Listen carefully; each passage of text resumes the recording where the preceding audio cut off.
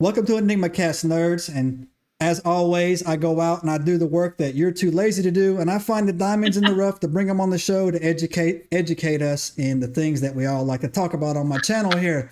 And tonight, I actually have the pleasure of having Natty, or Natasha, come on my show. I've found her on another podcast, and after a proper amount of harassment, she's decided to join us.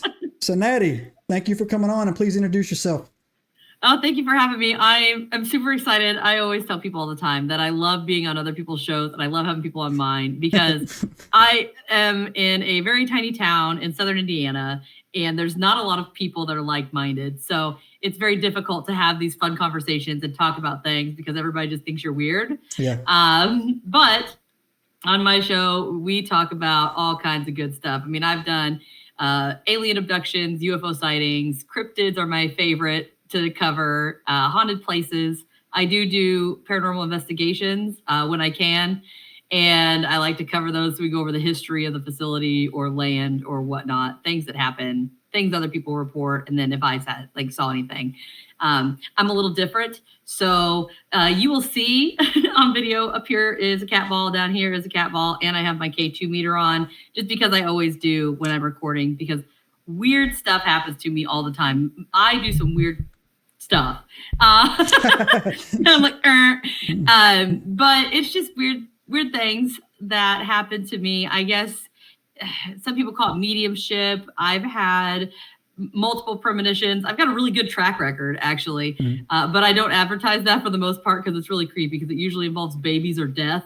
So one's a good and one's a bad. Right. But yeah, I always have people on the show. We talk about all that kinds of stuff. I mean, I've got everything. I also do, I make art out of animal bones that we find.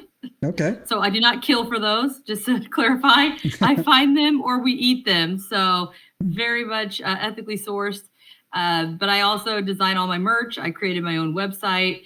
And I'm everywhere. I'm on YouTube. I'm on TikTok. I'm on Instagram, Facebook. It's all Cryptids, Creeps, and Conspiracy. Mm-hmm. I also have a Patreon page. If you go to my website, which is, real original, it's literally Cryptids, Creeps, and Conspiracy.com. I know, right? I like it. I really went out on a limb there. I love when people say, "What's your podcast about?" I'm like, "Did you not just hear the name?" Right. Like, it pretty much covers everything. But I have done a few things that I like that are just weird. It's like strange laws in the U.S., weird deaths. I've done medieval torture devices. Oh my gosh, I had a blast doing that one. But then I like to poke holes in everything. So even though we cover it, I might 100% not believe what this person thinks or this theory, but I try to bring in all of the theories that we can come up with. Correct. Just to see how it holds water and all of that stuff. So we just have a good time. Yeah, no, your content's really good. I like your channel. And again, like I people who've been on my show, they know normally when I start working with a guest to come on, I stop hawking their channel so I can have a fresh take when they come on to the show. But I like you have an interesting take on. I like your name. I thought it was kind of I thought it was kind of clever. I was like, it's kind of cool, right? So yeah, just get it out there, right? But yeah, so that's great. And so you have I think your link there. I found your link tree. I think you have a link tree, right? So yeah, that'll be in the comment section, Enigmites, of the video. Go down there, click it, go give her channels a follow on whatever platform you want to take a look at there. Get there and take a look at it. But yeah, Natty, I'm going to call you Natty. So Natty, thanks for coming on my show. And let's dig into some good conversations here. Again, so I like your channel a lot. One of the reasons why I like your channel is because, in a sense, it reminds me a little bit of mine, where I'm all over the place, right? I refuse to get pigeonholed when I get into something. I've had several people reach out to me and they're like, "Hey man, you should just break off and do 3 channels." I'm like, "Nah, that's not it." I said, I'm just going to keep doing that. So I like your channel as well because you go on there and we look at something, all of a sudden take a hard left turn, and I'm it's the ADHD brain. I literally, I'll be sitting there and I'll be like, like yesterday I was watching TV and I'm like, what's my next episode going to be? And I'm just watching TV and I'm like, you know what I'm going to do? I'm going to start notes on, I'm actually making notes currently for the Russian sleep experiment. So let's get into that. Yeah. I've done that one. I've only touched base a little bit on it. I just started it. Oh, okay. But I have a multi-parter actually that debuts today. Or, Okay. well, not today, Wednesday. So this week we'll start part 1, and I did the whole like sightings and everything and background and investigation behind the term it's just swamp gas. Yep. Because I have a shirt. I designed a merch shirt, my second design, I think, ever. And it's a gas mask, and it literally just says, it's just swamp gas. Right. So I was like, I remember most of it or a little bit about it. So I started digging, and I mean, it ended up being, it's huge. So there's a giant sighting in Dexter, Michigan on one night. Then the next night, it's in Hillsdale, and there's a whole huge, I mean, tons of people witnessed it. And then there's the investigation, and that's when they had the press conference and said, "Oh, it's just swamp gas." Yeah. So it's a multi-part. I think it's going to be a 3-part thing that I'm doing. So that's what I just started. That's great. It's great. So let's dig into giants, because I know that you'd like to get into that. So like on this topic, we won't steal your thunder for the one what you're talking about here. But obviously, I mean, do you believe in giants? I think that there's a good chance that they probably existed. Yeah. At some point. Right. Like I said, I'm an open-minded skeptic. Right. Or an optimistic skeptic, whichever way you look at it. I mean, there's all kinds of writings and pictures. Even before they could write, there was still pictures of these huge, huge people. Yeah. And I mean, me being borderline dwarf or hobbit, that's what everybody calls me. I'm only like 5'2". I'm like a little short thing. But you got to think too. I mean, even today, there's all kinds of athletes and people that are pushing like 7-8 feet tall. I mean, they're huge. Yeah. So some of them. I get a lot into. So I'm 100% believe that there absolutely were giants on the earth. There's just too many historical references. There's biblical historical facts. Yep. There's the Sumerian tablets. There's also, artwork that we found. Magellan reported seeing giants in Argentina as well. And on my channel, I get people sending me videos. I've got probably a couple of them, pretty decent ones that I posted up on my Instagram of giant-like figures on hilltops down in Mexico. And one of the good theories that's going around right now was that they're waking up and coming out of the earth or doing something, right? And I know you dig into the conspiracies or whatever. So, and to keep in touch with, to keep in content with, or the theme of how you work. Let's go from giants to, what's your favorite conspiracy theory? We'll just do a hard right. You know what I'm saying? What is currently right now? What's your favorite conspiracy theory right now? To me, the craziest one that got my attention the most is Project Sunshine. I'm not familiar with that. Yeah. Can you exactly. So almost nobody's heard of it, and it is so screwed up. So I actually did an episode. It was, I think I picked like 7 or 8, and it was conspiracy theories that were proven true. Mm-hmm.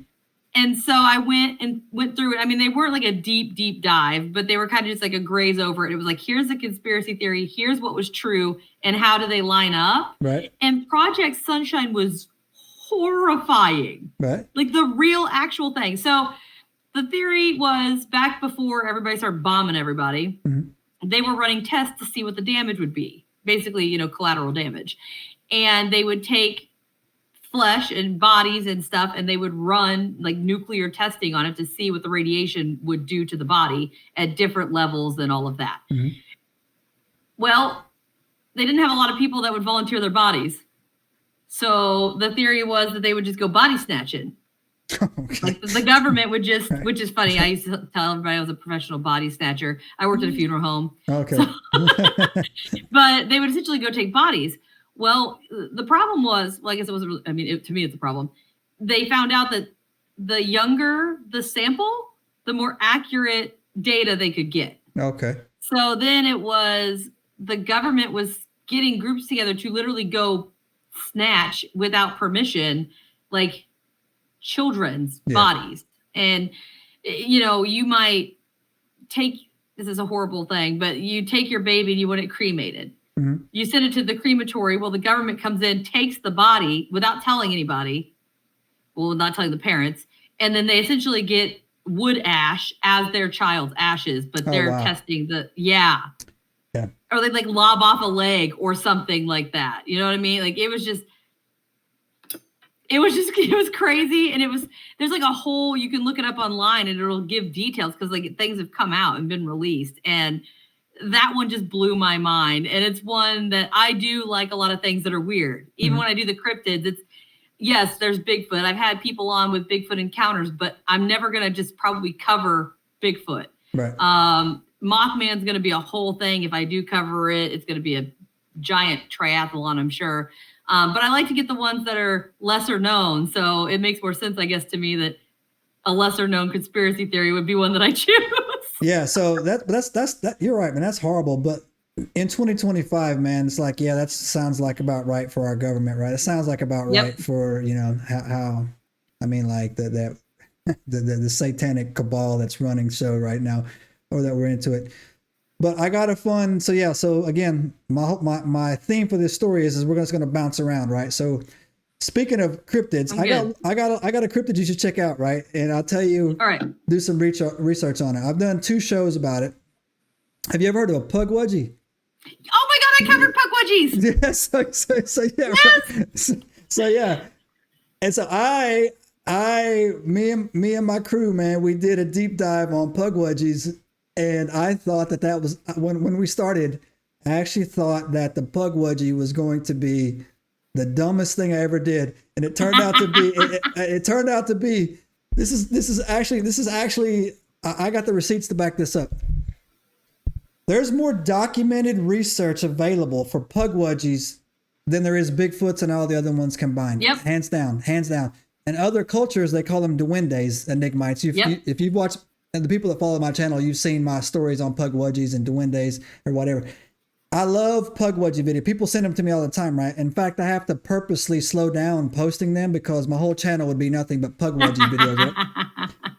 But I am fascinated by that breed, for lack of a better word, or species of cryptids is Pugwudgies, right? And so so you're into them as well, right? So I cover them. I think they're hysterical. I can't watch a video and not laugh, man. I don't know why. Well, and I've come up with some theories that I'm like, well, I mean, it's because like I said, I come up with the most weird out in left field picking daisies ideas that just come to me, usually like while we're talking about it. I'll be like, well, what about this, right? And to me, I just laugh about the fact that in a lot of the research that I did, it was like, yeah, they lure you into the woods and then they basically push you off a ledge and kill you. Like that's essentially what it is. Yeah, they're and mean. I'm like, I'm like, they're almost my size mean, though, right? So yeah. So it kind of makes me laugh because I'm like, oh, they're like what, up to 4 feet tall? Yeah. Like they're little itty bitty things. And supposedly they have them in northern Indiana. Really? Like up where my sister went to college. And I was like, well, I don't want to go investigate because I really don't want to get lobbed off a cliff. Yeah. But my theory was okay. So you hear that they have spikes on their back, right? I've heard. I've heard the research I've done with them is I've covered different sizes, different types, different areas right there. So yeah. But no, I haven't heard of the ones with the spikes on the back though. Oh, so there's a lot that they say, they have like porcupine quills on their back. And that's one thing that everybody talks about. But I'm like, well, what if it's not on their back? And all I can picture is, that jungle Jumanji. Yeah. With Robin Williams, and he comes back and he's got that like turtle shell thing. Okay. That he uses as a shield. Right. I'm like, what if it's just one of those? And is it like there's stuff out in the wilderness that you could use as adhesive? And what if they just adhere these spiky things to the back of it for protection? But it's not actually them. It's just a shield that's on their back. Yeah, I mean, it's just a thought. You can't rule it out. I mean, so one of the co-hosts that comes on my show fairly often is a friend of mine named Sasquatch Steve Taylor, and he's from North New Jersey. And growing up, he actually every year would go to Nantucket, which I think is in Massachusetts, right? And that is a hot spot for lack of a better word, of Pugwudgies, right? Yeah. And so he went up there and he did the research with me, and we did the episode, and he's actually going back next time he goes, he's going to do they have little Pugwudgie crossing signs up there, right? Yes, I covered that too. Yeah. And I'm just They're adorable. Yeah. And so I actually, via my channel, people have reached out to me and they've told me stories like, hey, I've had a fairly terrifying encounter with with the Pugwudgie in that area, right? But one of the most terrifying ones, also too, I'll tell you this: 8 out of 10 times they go after women. I don't know if your research has covered. I don't know if your research has covered that or not, but a lot of the more I would say darker encounters involve women. And one of the darkest ones, I'm actually got it in my cliff notes. I haven't had a chance. I'm going to do an episode about it. Matter of fact, I need to write myself a note real quick. Was this story somewhere out of, I want to say, in the northeast part of Massachusetts? I'll give you the cliff notes real quick if you want to go and look in. This is a good story. This will be right up your alley. Yeah. Actually. It was 3 women, 3 generations of women, a grandmother, a mother, and a daughter. Life happened. Daughter got divorced, had to move back in with her mom, right? So they were so they were in there. They were in, they had a house. Grandmother had a pretty nice house, but it was that area has a very specific type of architecture, more like cottage styles, right? Cottage type houses. And the grandmother had a shed, like a little shed out there, right? And the daughter, the youngest one, her granddaughter, started telling her grandmother that a gnome was harassing her, like a gnome, right? Was harassing her, right? Like a garden gnome. And she was describing it to her, right? And there was a terrifying encounter one night where all 3 of them were coming back from the grocery store, and they got chased it chased them into the house. It was living in the shed, right? It chased them into the house. And they had to lock the doors, and it was doing all kinds of wild stuff. And so it scared them so bad. I mean, it's kind of anticlimactic. It scared them so bad. The next day or like 2 days later, the grandmother called some dudes that, some guys who went to church with you, and they came down there and ripped that shed down. They ripped it down. They totally ripped the shed down, right? And I was thinking burn it to the ground. Yeah. No, so the men went over there, right, with sledgehammers and hammers and nails. They took the shed apart, right, and just and just hauled it off. And the grandmother was like, and then it says that that it stopped. The encounter stopped after that, right? So yeah, but yeah, I've the Pukwudgie. I can't even say it without laughing, man. Like the Pukwudgie story, man, it's actually impressive, right? And again, there's 2 cryptids that I always thought were just like, those are stupid. I mean, I will punt a Pukwudgie like across the parking lot, right? Like, we were talking about punting them. Yeah, I will punt a Pukwudgie, right? But another one that I thought too, man, that I recently just did is the origins of the Chupacabra. Have you looked? Oh yes, I did. I just did Chupacabra maybe a couple months ago. Yeah.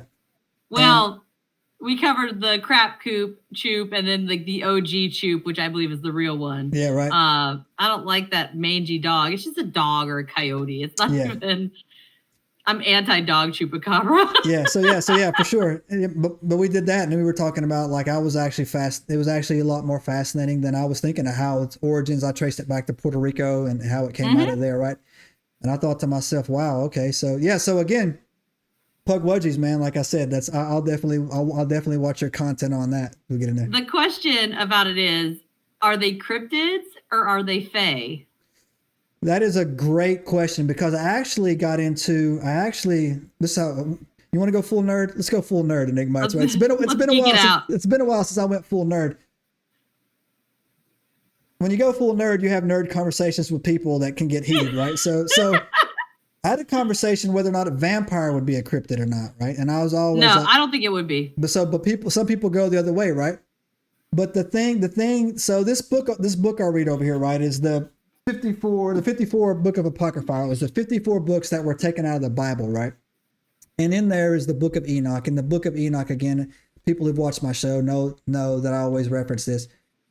It's this. The book of Enoch is the Anunnaki story. It's the same story, told in a different manner. The Sumerian tablets will tell the Anunnaki story as a UFO encounter, where Enoch will tell it as a spiritual encounter.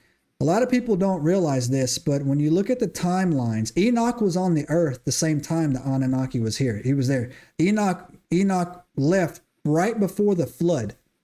He left the earth, right?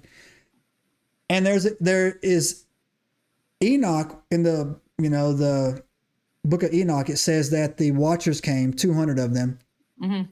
They sinned against all nature, flesh, everything, right? And they did animal-human hybrids. So basically, they created the Fae. So everything you see in the Fae is real. It's true. Everything is real.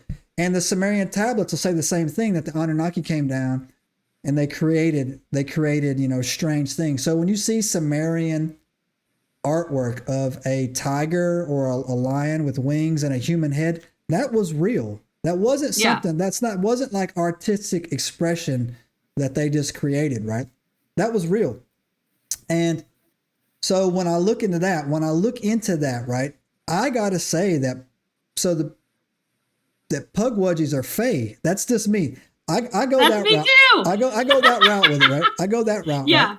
So it makes more sense. Yeah, that they're part of the Fae bloodline, and the deepest origin that I could go back to, we traced the Pugwudgies back to Spain. I don't know if you ever traced their origin. I think we did talk about. If not, I know I touched on it in my research. I don't know if I brought it into the pod or not. Yeah, so Pugwudgies can be found all over Central South America, and another place they can be found out that people don't look into them a lot is actually the Philippines, right? The Philippines have a lot of Duende sightings over there. They have their own word for it. But when the Spanish actually conquered Central South America and the Philippines, so everywhere the conquistadors went, these little beings, they start showing up. They just showed up, right? Now the Native Americans have an origin story of the Pukwudgie up in the Northeast, how they, they were fighting a giant or whatever. It's a great story on that. But for me, I like my Pugwudgies fish, man. Like I said, we talked about. I'm pretty sure we talked about the giant. Yeah. In there, like they killed one, and then they got exiled, and then they came back for revenge. So another thing too that I don't know if you touched on this. I actually covered. It was something different. The Minehune or something. It's like Menehune. They're in Hawaii and like some islander type areas.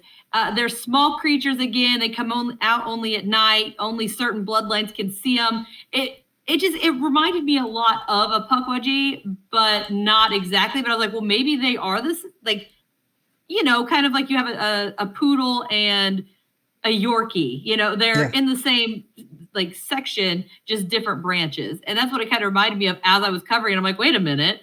So check those out, because I think they were in like Pacific Islands and Hawaii and stuff like that. But so there's probably I mean there probably has some type of Samoan. I mean, so a fun fact, Enigma, it's Hawaii is one of the most haunted places on the earth, literally.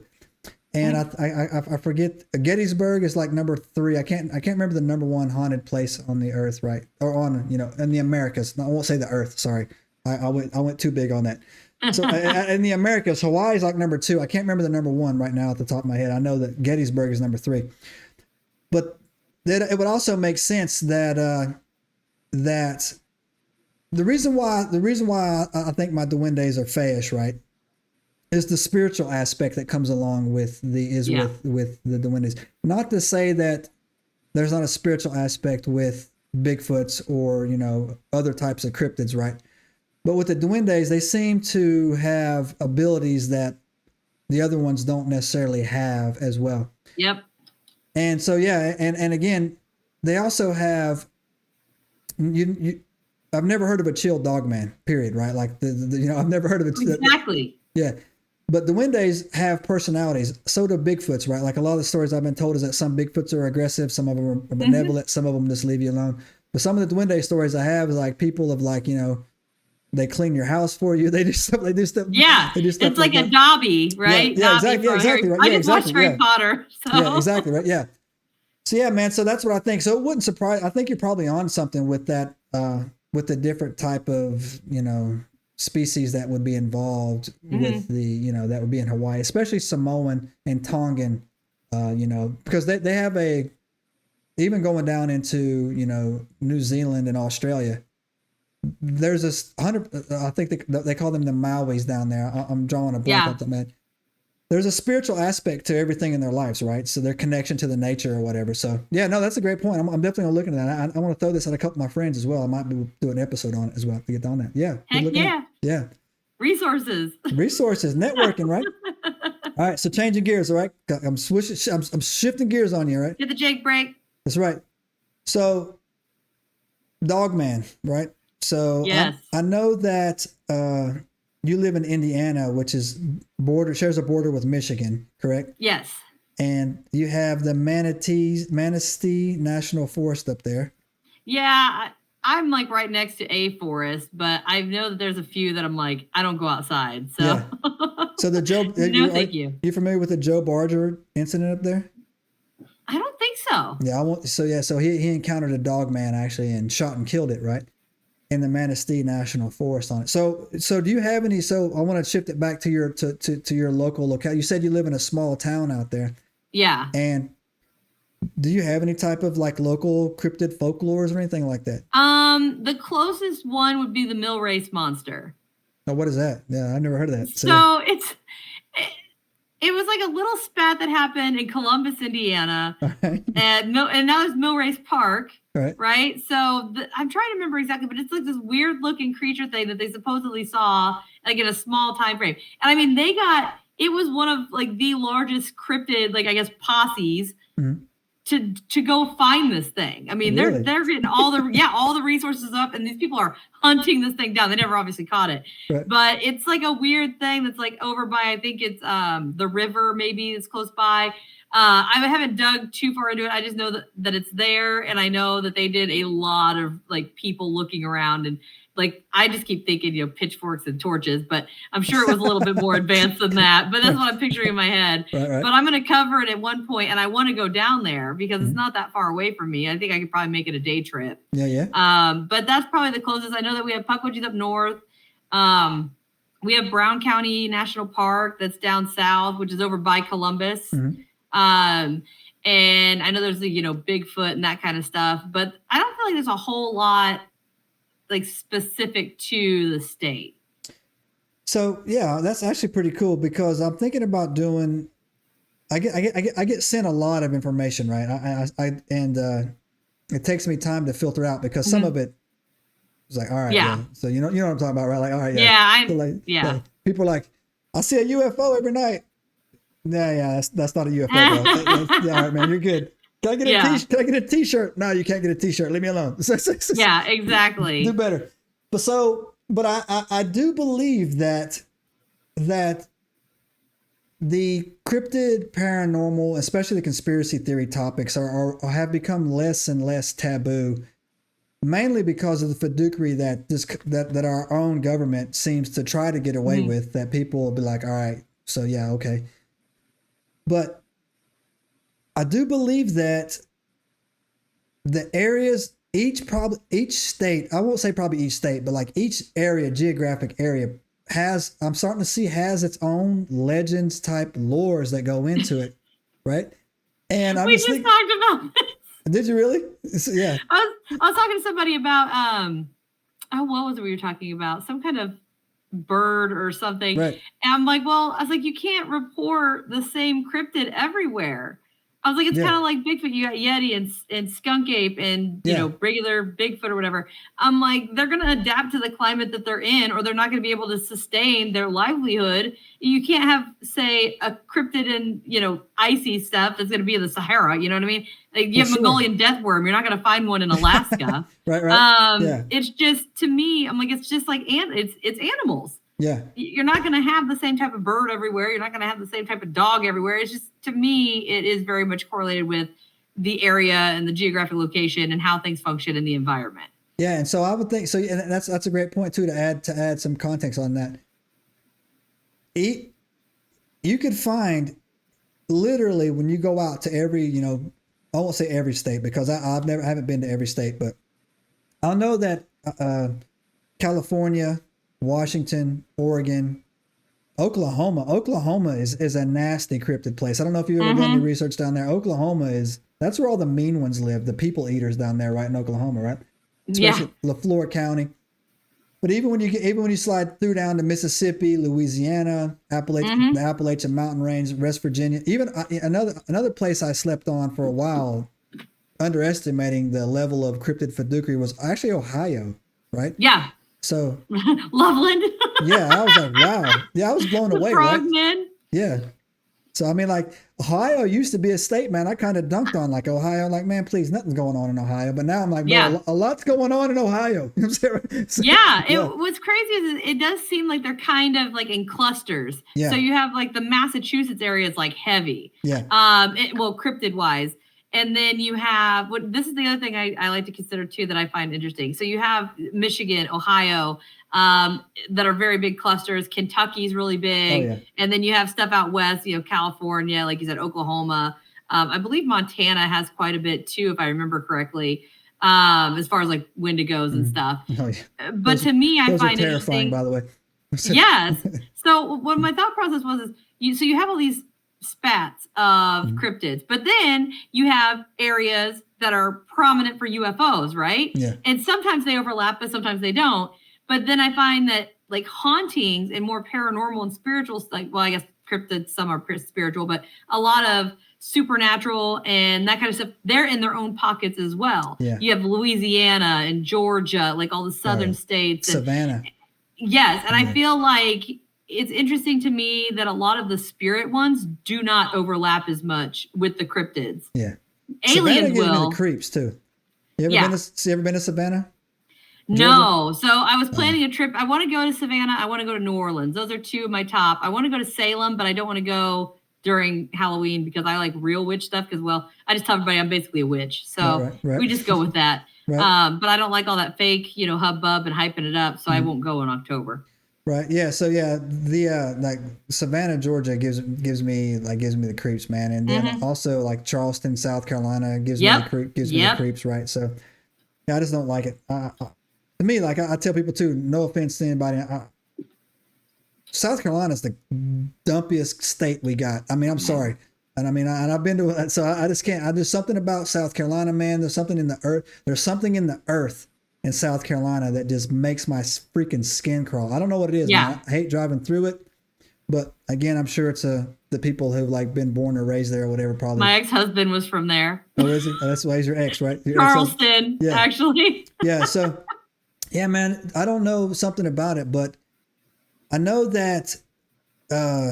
Well, let's move into let's follow up on your topic there about how the earth seems to be waking up the energies. People say the veil's thinning. I'm convinced the days are getting shorter. I swear. I mean, I'm telling you, people don't believe me on this.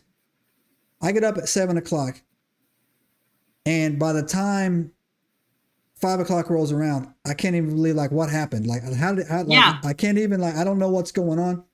There's also there's biblical,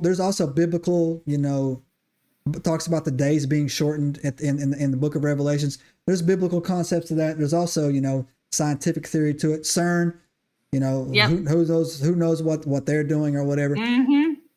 But it is a good point that you bring up about how the worlds don't ever seem to cross paths as far as like the paranormal and, like a better word, cryptid things or whatever. Right? So, yeah, I mean, I thought that's a good point. I never really thought about that, but you're absolutely right on that to do it. So when you think what do you think is your number one paranormal encounter / experience that you would have looked into? That happened to me or that I've looked into? Either or. You can go. So happened to me, there's a whole lot. I mean, there's a lot. To put it in perspective, I have 100% accuracy rate thus far. I have no control over it. I don't know how to do it. I'm sure I could probably try to channel it and figure it out. Mm-hmm. But I have accurately, before the parents knew, I knew who was pregnant and what they were having before they knew. And when I say before they knew, I mean, I told them, I called them, they took a test and found out. Okay. Or like 3 weeks later, they found out that they were 3 weeks. Like it's when I go to sleep and I have dreams about it. Mm-hmm. And they just feel different than other dreams. But I have done 14 in a row, 100% accuracy rate. Whoop, whoop. All right. On the downside, I've also had deaths where, and it's not like a fun. Well, I mean, it's not like it would be fun to watch, but I am like in their bodies when it's happening. And then usually there's like a 48-hour period. There's one person who's made it longer than 48 hours whenever I've had a dream about it, and they're gone. Yo, Natty, do me a favor. Keep me out of your dreams, girl. All right, everybody goes, don't dream about me. I was like, why do I have no control over it? Keep me out of your dreams, girl. Do me a favor. Keep me out of that, right? Well, what's crazy is, so I've had 7 deaths and 14 kids. So basically 2 babies for every death that I've seen. All right, that's good. So at least you're bringing life in there. Yeah. So I've always had everybody, with life comes death. So when one goes out, one comes in. Just like, you can't create matter. Something has to dissipate for something to pop up somewhere else. Yeah. You just can't. But so I always bum everybody out with this, but it's okay. I've lost a lot of kids. So I had a lot of ectopic pregnancies, and my breathing child that I have, he's one of like 6 kids. So sorry to hear that.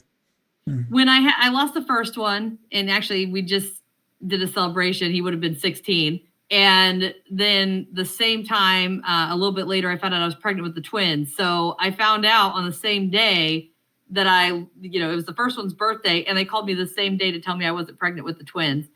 And I tried to remove myself from the plane of existence. And I essentially, I flatlined when I was 18 on the operating table. So I've had 2 near-death experiences that were totally different. Yeah, totally different. It was crazy. But the second one that I had, quote unquote, went to sleep. And I woke up in this place and I saw all of the kids.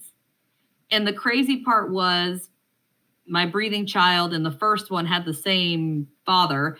And when I saw my son, it was him. I mean, it was the first one. I mean, identical. So much so that I was recording an episode with somebody who was sitting across from me, and my kid was gone. And they looked up and just froze because they saw what they thought was my son. They're like, I swear. They've known him his whole life. And they're like, I swear he was standing right behind you. Oh, wow. Okay. I'm like, that wasn't him, but I know who it was because they're identical. But yeah, I've had some of those weird stuffs going on. But my research stuff, I'd say probably the creepiest one that I've had that I've also went to was Ohio State Reformatory. Okay. It was insane. Really? Yeah. Just a lot of stuff happened there. A lot of people died there per the norm. But when we investigated, I mean, me and my friend that went with me, we both saw a shadow person in one area. Right. We had some weird stuff happen they did like a seance thing in the chapel, and I am excessively sensitive to pretty much everything. And I mean, I almost threw up all over the floor. Everybody else wasn't too bad, but I was like, man, I was getting dizzy. I was like, I'm going to puke. I was like, I need a bucket. I was like, it's coming. I'm going to throw up everywhere. And right around the time that I felt like I was going to get sick, this huge, it sounded like a sheet of metal crashed on the floor. And everybody stopped and we turned because we're expecting there to be something there, and there's nothing there. Wow. Like nothing leaning against the wall, nothing. And then I actually got pushed to halfway through because they stack them all. So you have a row of cells and then another story of cells on top of it. It's literally like a freestanding stack. Okay. With just stairs on the side. And me being me, I was like, man, something doesn't feel right. But I was like, let's go check it out because I'm an idiot. Let's send the empath in and see what happens. So I went a few rows down, and I mean, it physically felt like somebody had a hold of my shoulders and was shoving me all the way down. And I was on the 3rd story. And all it was a little bar. And I was like, oh my God, I was like, I'm going to die. I'm going to get thrown off the 3rd story balcony here. It's just not good. And when we went to leave, we asked the security guard how long he'd worked there. And he's like, oh, I've been here for 8 years. And we're like, because we didn't say anything. We're like, does anything happen to you? And he was like, well, I was up on the 3rd floor. And this is a big man. Right. And he's like, I was hanging onto the railing because something was trying to shove me off the edge. Wow. And I hadn't said anything to him, but I was like, oh, well, that's a little validation for what happened to me, right? Because I was just I turned, I was like, run as fast as you can, because I'm going to die. But yeah, that was definitely creepy, and we had a lot go on there. So yeah, I bet I would have immediately left. Oh no. So yeah, Keep going. I tell people all the time, man. Like if it bleeds, I'm in. I got you. Bigfoot, Yep. Dogman, If it bleeds, you bikers, can whatever. kill Right? it. If it's otherworldly, yeah, man. I'm not your go-to guy on that. I mean, I'll pray for you, but I'm not your go-to guy. So Predator protocol. yeah, right, for sure, right, absolutely right. The what do you think that is? Do you think that is energy left behind, or is that some type of apparition, or do you think it's a disembodied Nephilim? I think that it could be all of the above. Okay. I think there's enough stuff that happens. You have some things that, like you said, are basically like records. Mm-hmm. You have enough stuff. Say you've got, limestone or water, or well, actually, ironically, really close to me is it?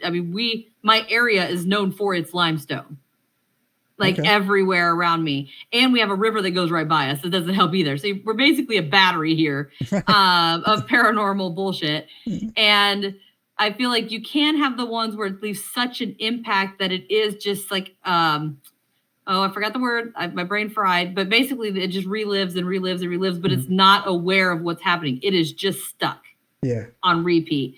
But then, so again, that's why I have these lights and stuff, which I'm really surprised they haven't come on yet. I don't have my spirit box on because I was lazy and I didn't want to turn it on.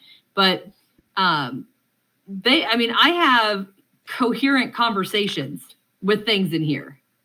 Wow. That they have names. I know who it is. I know what's going on, and they respond to different things. They like even to the lights. Like I have some that they don't like the lights, and then I have the ones on the top, those little cat balls. Mm-hmm. And I've had my spirit box on, and I'm like, "Oh, can you hit the light?"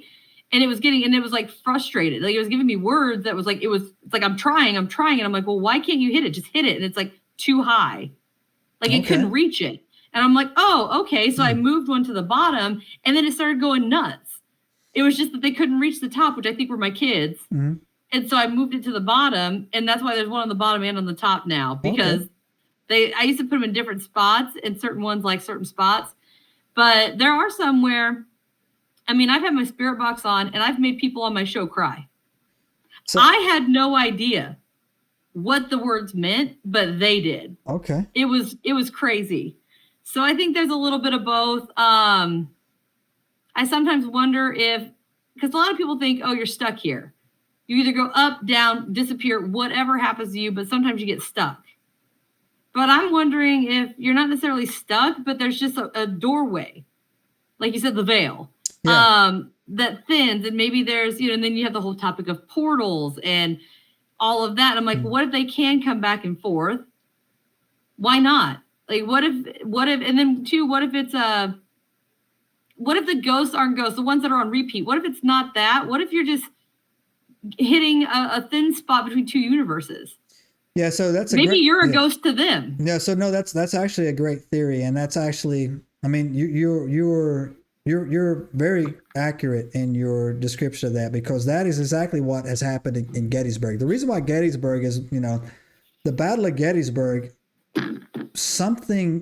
it was so violent or whatever, it polluted the land. The land is the land.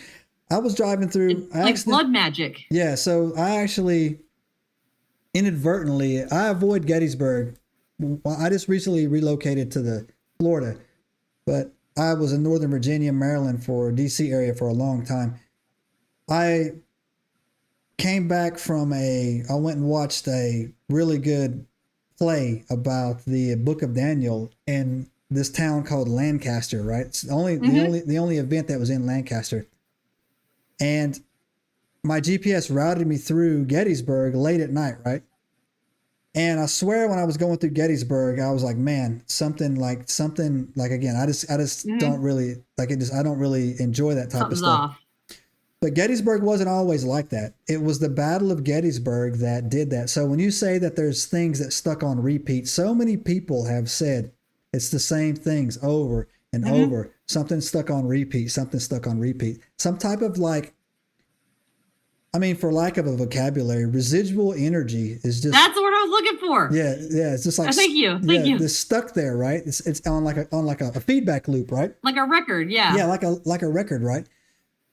And also sometimes too, like I'm sure you've seen orbs, right? Yeah. So I grew up in Upper East Tennessee, and there's a lot of orb activity in Upper East Tennessee. Mm-hmm. And again, I often wondered, when looking back on that, is that just something that is a trapped spirit, soul? Or are these ley lines? Is it a weak area? Is this a portal to leave? I mean, like are the orbs coming into this area to leave? So are they fae? Exactly. Are they fae? Could it be, so many questions to ask. But I do think there's layers, like you said, I think there's layers to the cake, right? And and I think that's pretty fascinating story. I'm going to introduce you to a couple of my friends, actually. Have you ever, have you heard, you should go on, I'm going to make the intro. They'll have you on. Have you ever checked out Tommy Cullen's Let's Get Freaky podcast? Oh, I love Tommy. Yes. Yeah. He's been on my show a bunch of times, and my spirits love him. Oh yeah. So Tommy's my buddy, right? So maybe that's where you heard me. It's probably the episode where I saw you on there. You were on Tommy's show or whatever.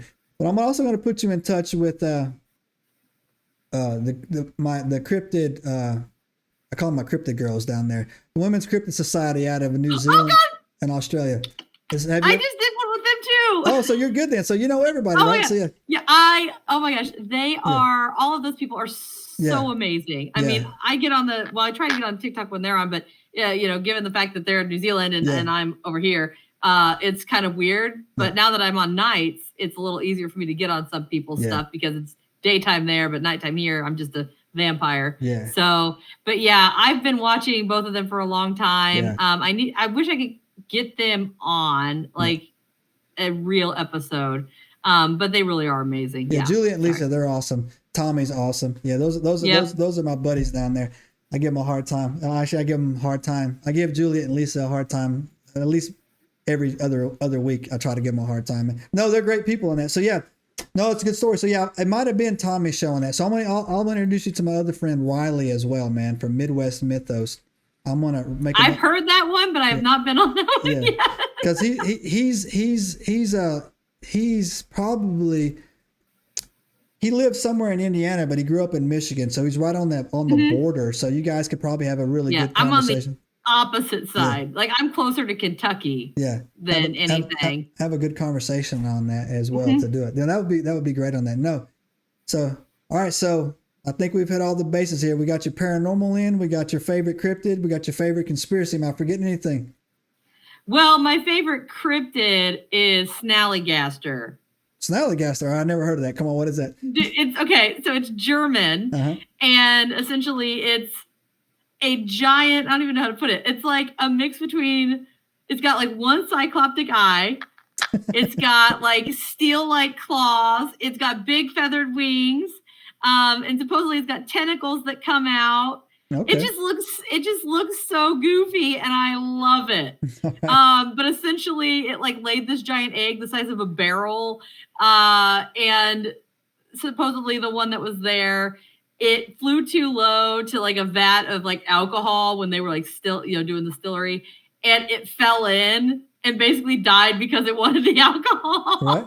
But it's great. But another good one for you to check out that is just totally bizarre. Like I said, I like the weird ones. Is go look up a Groot slang. A what? A Groot slang. Okay. It is. There's different depictions of it, but it's essentially a mix between a snake and an elephant. Okay. But it has a whole like backstory of like how they were created and all. It's really fascinating. I want to cover it on mine, but it's just such a funny thing to say. And it's bizarre. Straight out of a Salvador Dali painting right there. Yeah. Oh, and I was going to say too, with giants, one thing I do, we're going way back. Sorry. ADHD brain. With the giants, I sometimes wonder, one, what constitutes a giant and who's reporting a giant? Because again, I'm a short person. Mm-hmm.